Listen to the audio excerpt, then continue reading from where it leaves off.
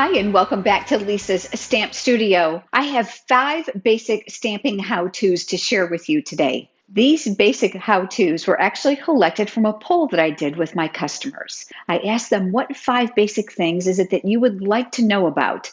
The answers were simple but yet varied, and I think that they're going to be a great help to you as well. If this is your first time visiting my channel, I would love to have you subscribe. Click the subscribe button down below, and next to it is that small bell icon. If you click that, you'll get notifications when I'm live right here on YouTube, as well as when I share a new video. Let's head over to the stamp table and let's get started. The first how-to they asked was, how do I line an envelope? You've seen it where there's pretty designer paper on the inside. Well, the easiest way is with the envelopes dies. Now, these can be found in the current mini catalog. There are sizes to fit both the 3x3 all the way up to larger envelopes. Now, I've got some that are already done for you, but I want to show you how they work, and then I'm going to show you how to create your own without dies. This envelope is note card size, so it's 3.5 by 5.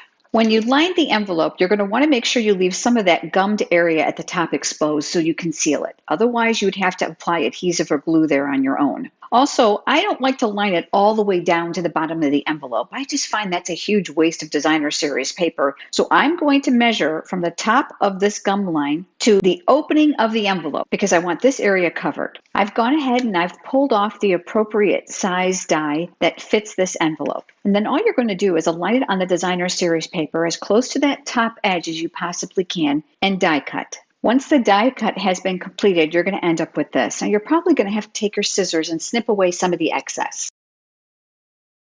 The one thing about the die that I love is that you've got this beautiful scalloped edge. Open up your envelope and then go ahead and test it to make sure it's going to fit well inside. Then we're going to adhere it.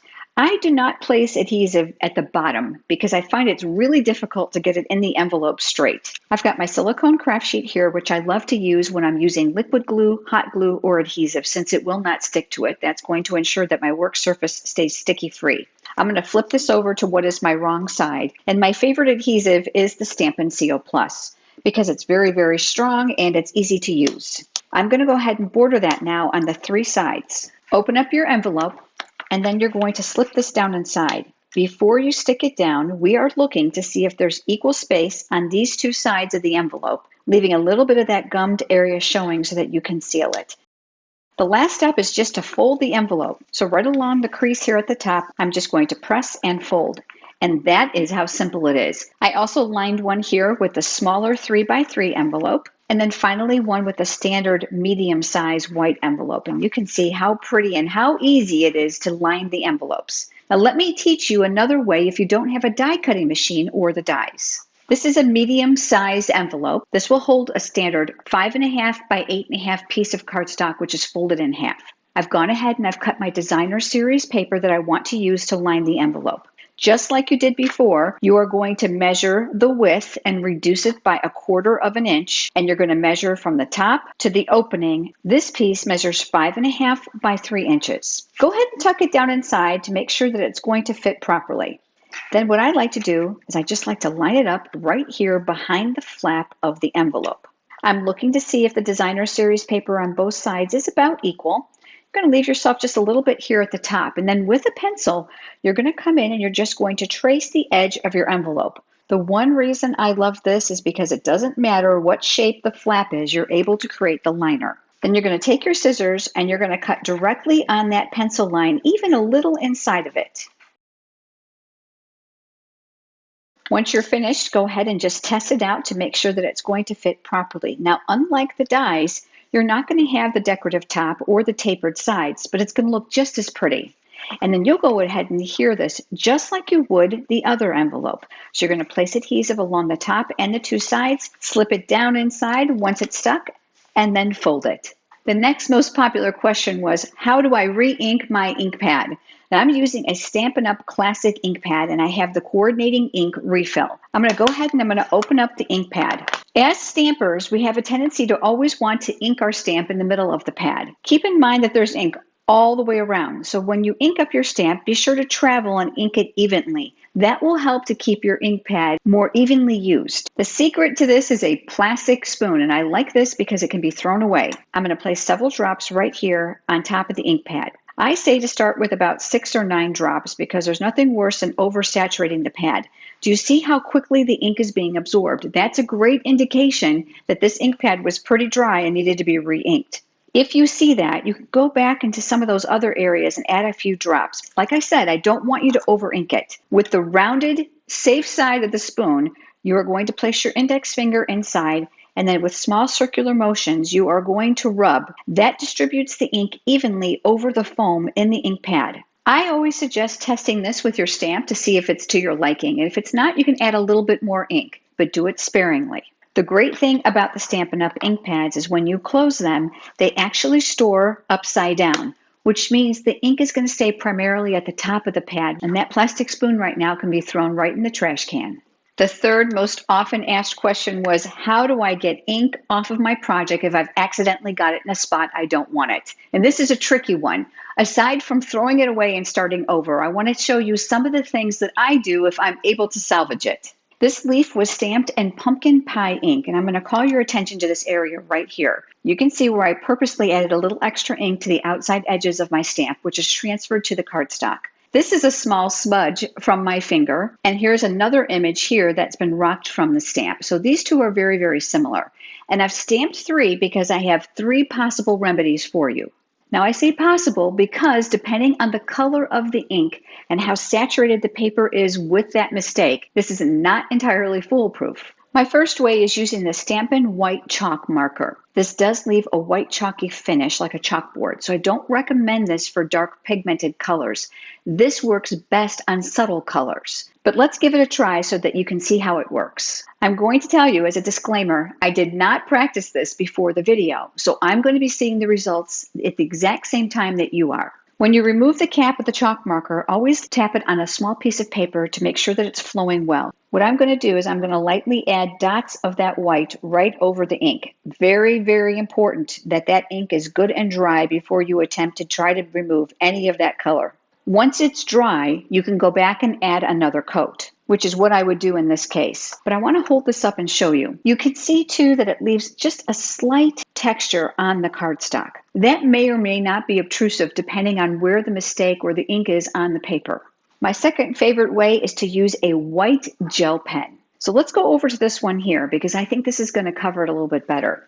And again, I go and I make small little dots or small little lines right over that mistake. Depending on the color or the pigment of the ink that you've used, that may bleed through as well, and you may have to do a second coat. And finally is my favorite remedy. It's the Mono Sand Eraser for ink. Now I purchased mine on Amazon and it's made by Tombow. They do come in a 2-pack. You can see that I've used this before and I love it because the ends are chiseled so you can get in real tiny detailed areas. Now let's work on that smudge mark next. What you're going to do is you're going to actually work like you would an eraser back and forth over the paper. It has been my experience that if the color is really, really dark, that you would have to do this multiple times in order to get the ink erased. You can actually see here that's left a little bit of a rough texture here on the cardstock. Again, depending on where the ink falls on your project, this may or may not be at all obvious. If that color is really, really dark, you'll have to go over it again and again. That's going to rough up the paper. The quality of your cardstock has a lot to do with how easy it is for you to cover a mistake. While not completely foolproof, one of these ways may help cover up a small mistake on your stamping project. The next most frequently asked question is, how do you cut the basic sizes of your cardstock? So I've got simple templates for you here, and I also have a free download for you. If you scroll down below the title in the video description, you'll be able to find a link about halfway down, which will lead you over to my blog post, where you can download these templates. So the basic card is 5.5 by 8.5, and of course you would score this in half to have your card base. The next most common layer is cut 4 by 5.25. For the sake of an example, let's go ahead and fold this in half. This now would be your card base. The 4 and the 5.25 then would fit here over the top, and of course you can use your card portrait or you can use it landscape. The next layer would be 1/4 inch smaller than this. So that would equal 3 3/4 by 5. And you can see that that will lay perfectly here over the top. And as I said, I'm going to have a template for you for these sizes over on my blog. But I want to show you one other. This is 4 1/4 by 11. It's cut in a different direction, but actually the layers fit exactly. So let's go ahead and fold this in half as well. You'll see here that the same 4 by 5 1/4 fits over the top, and the next layer of 3 3/4 by 5 will fit over that. Now, if you want more than these traditional layers, then just reduce the size by 1/4 inch for them to be layered perfectly. But keep in mind, you can mimic these sizes to create larger borders, and these are the most common sizes for handmade cards. The last most frequent question revolves around this. It's the Stamper's Ultimate Cutting Guide. How do I maximize my cardstock to get the most pieces? Now, this is often common if you're making multiples of the same card, invitations, announcements, and Christmas cards.